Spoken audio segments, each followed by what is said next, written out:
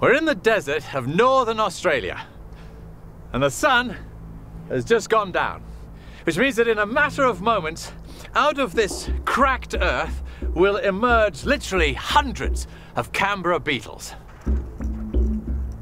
Now, the Canberra beetle has been waiting patiently all day for the sun to set, so that the blooms on this night angel bush will open up and provide it with nourishment in this otherwise barren wasteland.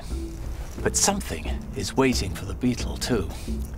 It's one of the only mammals that can fly. It's not a bat, and even though it's one of the rarest mammals on Earth, it's become something of a cultural superstar. It's the Cynocephalus lymans, the flying monkey. Now, if you listen carefully, yes, can you hear that? There they are. They're coming. I'm Alistair Kinglake, and you're watching Snark.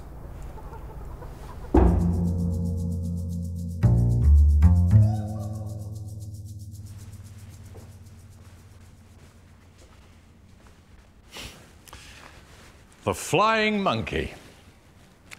L. Frank Baum tells us they are a mischievous species, doomed by a rash princess to a lifetime of servitude. Hollywood tells us they are a malicious race of vile henchmen. But in ancient Indian folklore, this monkey is a hero. He has many names, and his story is known in Thailand, Burma, Cambodia, Indonesia, Malaysia, and Bali. The Chinese call him Shun Wu Kong, the wind monkey. But in India, he's known simply as Hanuman, or broken chin. He is the flying monkey god. Now, Hanuman's heroism, loyalty, and strength are well renowned. He's worshipped in temples throughout Southeast Asia and the Pacific. It is said that in order to understand Hindu Dharma, one must first understand Hanuman. So who then is this flying monkey, and what do we know about him? Well, this is a monkey. Well, actually, it's the skeleton of a Cynocephalus volans, the flying lemur. A native of the jungles of the Philippines, it's not exactly our flying monkey, but it is a kind of first cousin. Now, you might have noticed this creature is missing something. Something you won't find on our flying monkey either. Wings. But if it doesn't have wings, how's it supposed to fly? Well, let's check in with our small mammal expert, Dr. Dennis Camarillo. Hay muchas diferencias entre, ¿cómo diré?, entre una enchilada y enfrijolada. Muchos no creen que hay diferencia, pero sí hay, y te los voy a explicar. Primero empezamos con la tortilla. La tortilla tiene que ser específicamente de maíz, una masa bien hecha en el comal. Lo pones en el comal primero y después un poquito de aceite. Después por ejemplo, en la enfrijolada, empezamos con los frijoles. Tiene que poner el frijol bien pomado en la tortilla. Y también hay otros que prefieren la salsa roja, que también es muy rica, pero para mí la salsa verde es lo más delicioso. But can this lemur, launching itself with suicidal vigor from dizzying heights and then using a flap of skin to simply retard its fall, really be the same flying monkey we seek? Let's look at the facts. The flying lemur once lived all across Indonesia and can still be found from Thailand all the way to the southernmost oceanic islands. It might very well have served as inspiration for the stories of the god Hanuman. But did it inspire Frank Baum's winged monkeys? In his books about Oz, Frank L. Baum describes his flying monkeys as living in a marvelous city surrounded by an uncrossable desert. He calls it the Emerald City, but it's not actually green. Just appears that way to its citizens because they have to wear green-colored spectacles to protect their eyes from the brightness and glory of the city. Sounds like fiction. But I believe that if we can find the origin of those green spectacles, we'll find our flying monkey. And that brings us to our first exciting clue. Here in Papua New Guinea, on the island of Aru, where the natives have been wearing green spectacles for thousands of years. And they wear them to hunt for pearls.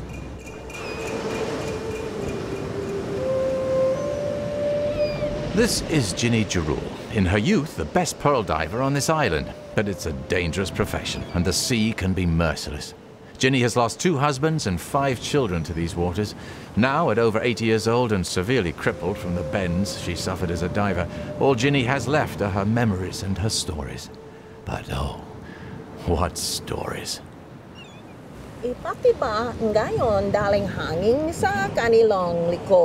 Divers today carry air on their backs, not like I used to. I swim without stuff like that. Precisely. But I would use these to see better. I could find double what I could without them. The glass was always hard to get, but after the war, more merchant ships came, and the green glass was easier to find. Ay madali. Madali. Makakuhanang mata makana. They're called mata makana, or hard eyes, and the green lenses act as a kind of filter through the murky seawater, making it easier to spot the pearl oysters. But who invented these ingenious goggles, and how did they know green was going to be the most useful colour? Well, I asked Ginny these questions, and she showed me something quite extraordinary. These mata makana have been kept sacred on the island of Aru for generations. The green lens is not, however, made of glass. It is rather made of a highly polished mineral called peridot. But peridot is nowhere to be found on the islands. So where did they come from? Geologist Raylene Powell. Ah, the peridot. The peridot is an olivine. It is composed of magnesium and iron, and in origin it's either meteoric or volcanic. It's always a shade of green, and therefore it is sometimes confused with the emerald. But of course, emeralds are beryllium aluminum cyclosilicate. They're not volcanic at all. Now, most of the peridot can be found in the United States and Arizona, but the fire quality stones come from Pakistan and Burma. It is also found in Australia. Australia, indeed. One question answered, but another question pops up in its place. What civilization produced them? The earliest known lens comes from ancient Nineveh, today's Syria, and dates to about 700 BC. It too is made of polished crystal, but our mata makana are over 8,000 years old. The answer lies here, in Northwestern Australia, where we have found some truly remarkable cave art. Follow me.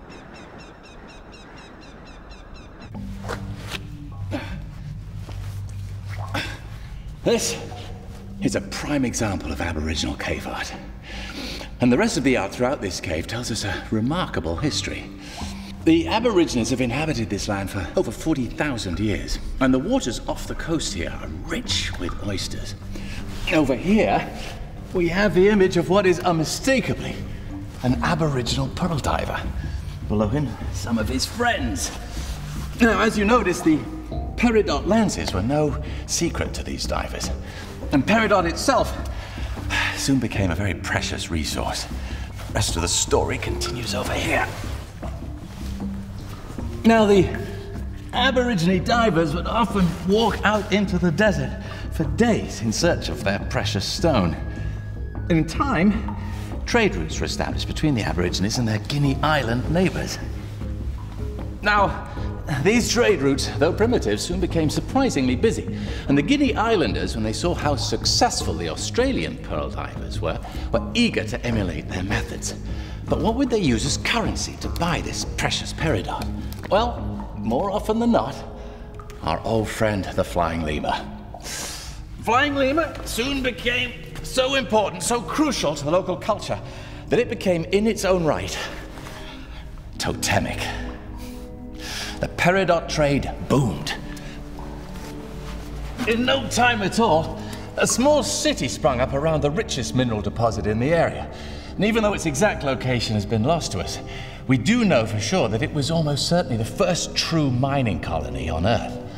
The Aborigines called this city Warrabul Gaga, which roughly translates as the High Green Place, or in other words, the Emerald City.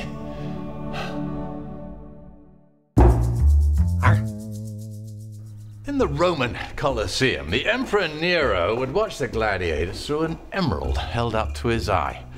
Now, while that might have magnified the action a little, the Emperor probably had a much simpler use for it. The jewel filtered the sunlight, which means that, in effect, the Emperor Nero was the first dude in history to wear shades. Back soon.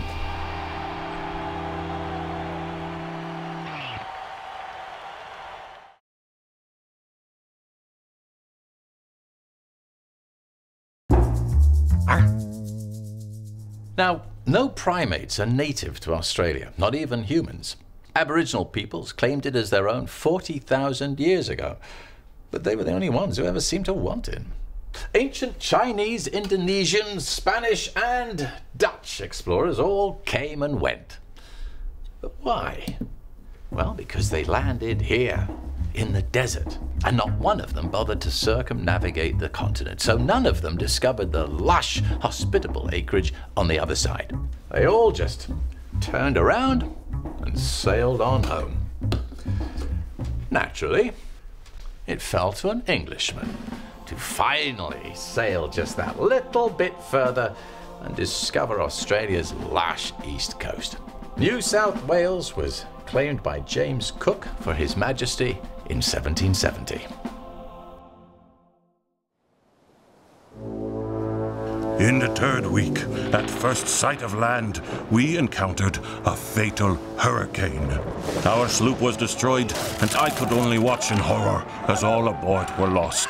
I alone survived, buoyed under foam by the shattered timber of our keel. Injured, I feared I would never make shore. I began to weep and prepared my soul for death, when up from the brine sprang creatures of unimagined strangeness. Their skin was a dunny brown, and a mane of black wool framed their faces. Their eyes, bulging like inverted teacups, were a luminescent green. Too weakened to fight, I could only resign myself to fate and my doom. However, and to my great surprise, I found myself not at all eaten. Rather, it was these apparitions who delivered me to safety. Once a beach, I was left alone. Still frantic from the ordeal, I wept, sure that this moment would be my last. Suddenly, my sea ghosts reappeared, freshly moistened with surf. To my amazement, they had retrieved from the sea's floor my watch, a compass, 10 guilders, and a cross, which gave me much hope, both for my salvation and theirs. They then presented me with oysters, which held inside the perfectest pearls I have yet seen, and provided much-needed strength. And so reads Dutch theosophist Hors van Hardehaar's account of his sea travels, entitled Account of my sea travels from India through Aboriginal lands and the Americas, as presented to the Theosophical Society of Chicago during the First World Parliament of Religions, 1893, with fine illustrations and a portrait. But his account doesn't end there. After realizing the creatures were just pearl divers and really quite friendly, Van Hardehaar became obsessed with their green lenses. He believed they were made of precious emeralds, and the treasure-seeking Van Hardehaar set out on his own personal one-man expedition to the ancient mining colony. It was an ill-fated expedition, for after traveling just a few days, he encountered a violent swarm of winged creatures, bearing countenances much like the tree-bound monkey. I wept, fearing for my very life, and fled into the desert night. So, here we are, on our own expedition through this vast and really rather inhospitable desert. But we are in search of a very different kind of treasure. Trying to capture the Cynocephalus lymans on film has its own set of unique and challenging problems. You see, the Cynocephalus is not just a nocturnal creature like its cousins, but its behavior suggests that it actively abhors the light. Add that to the fact that over the years it's developed a pretty healthy distrust of human beings, and, well, we're left with the rather humbling reality that we don't actually have a single good picture of the flying monkey. Warrabulgaga lies deep into the Arnhem Land Aboriginal Reserve. Now, it's a restricted reserve, which means you need special permission to enter, and even then, only with an official escort. Meet Billy. Now, Western cartographers will tell you this part of Arnhem Land is totally unexplored, but that's not to say it's uncharted territory to Billy here, who at the moment is taking us to one of the flying monkey's favourite hunting grounds. And then, onto the oasis he calls home.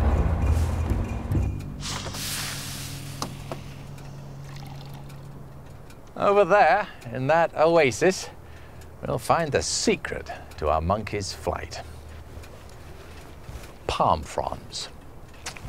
Now, this is a pretty harsh environment, and survival, as always, depends on adaptation. Now, transplanted from the dark, dank jungles of Malaysia, our flying lemur suddenly found itself in a hot, arid world with no shade and very few options. What was it to do? It turned to its peculiar dexterity, its ability to grasp objects in its hands, and it began using a simple tool. Our lemur began using long palm fronds to shade itself and its young. By grasping the ends of the fronds with each hand and moving it across its back, the lemur unwittingly formed a kind of curved wing or airfoil. Of course, the intention was simply to keep the creature cool, but when those hot desert winds began to blow, they would get underneath that aerofoil and actually lift the lemur clear off the ground. Now, over the generations, the lemur discovered that a combination of its natural parachute-like skin folds and this Heath Robinson palm frond airfoil allowed it to not only lift off the ground, but change direction, vary speed, and keep it airborne over greater distances and for longer periods of time than ever before. In effect, it could fly!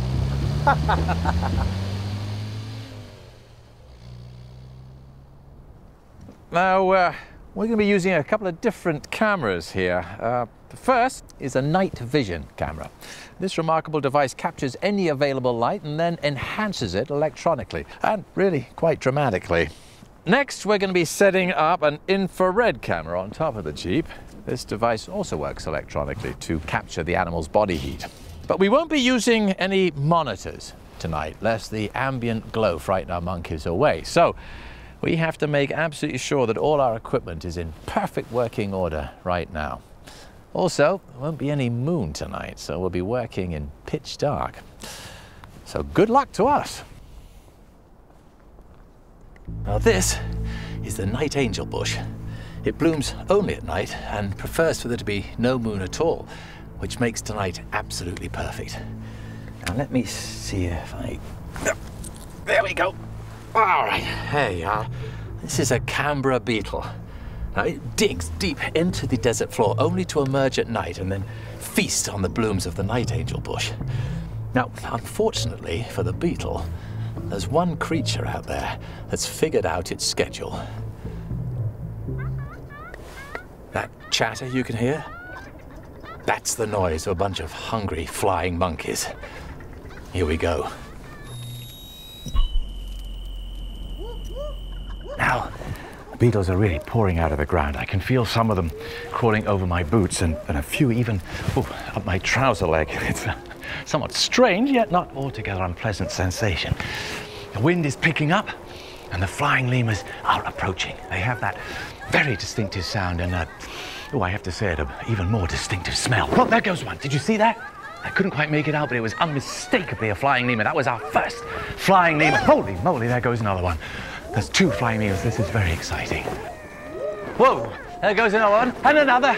And they seem to be, their numbers are increasing quite dramatically at the moment. In fact, whoa, I'm now standing in a flock of flying monkeys. Oh, there's another one. Well, they seem to be using it like a sort of launch pad. Oh, Brian, watch out! Oh my God, Brian!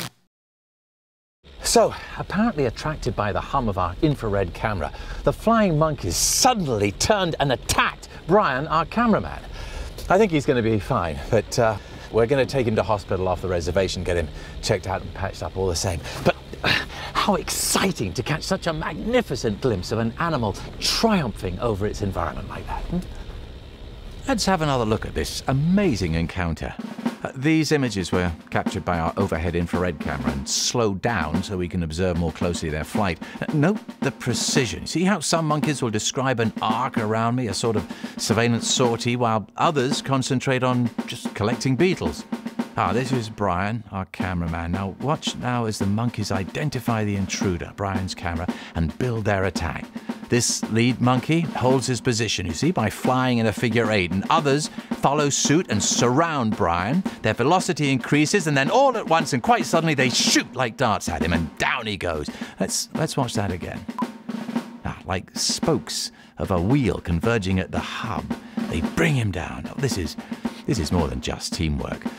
Though spontaneous, yes, this is practiced, premeditated behavior. It's graceful. Oh, and down he goes again. And chaotic as a rugby match. This is the flying monkey. Not of legend, not of fiction or myth, but fact. Well, Brian received some pretty nasty bites and scratches from both monkey and bug, and no one knows exactly what, if any, diseases either of them were carrying, so as a precaution, he'll have to undergo a pretty extensive treatment of shots and, say, quarantine for about 6 months before they allow him to go home. But, oh, how lucky, to experience such a rare encounter and emerge blooded but unbound. And what fantastic footage he gave us for our archives. Well done, Brian. But what about our fleeing Dutchman, Hors van Haar de Haar? The impact his encounters had on world literature when we come back.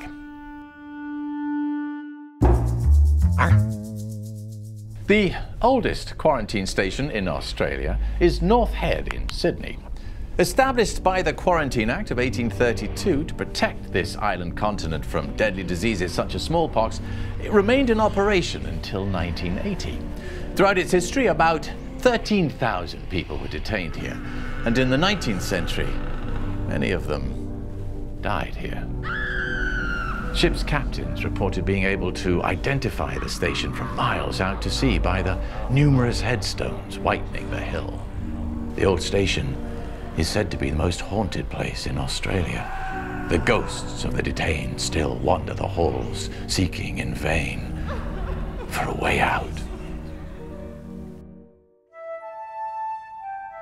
Dutch theosophist Hors van Haar de Haar was the first European to discover the Aru pearl diver, the legends of the Emerald City of Warrabulgaga, and the Australian flying monkey. His presentation of his discoveries to the Theosophical Society of Chicago was not, however, well received, and he died a few years later in his sleep when the Amstel River flooded his home. He never knew the influence his discoveries had, especially on one young theosophist in particular, who was in attendance that gloomy Chicago evening, L. Frank Baum, who just 7 years later published his masterpiece, The Wonderful Wizard of Oz. I'm Alistair Kinglake. Thank you for watching Snark.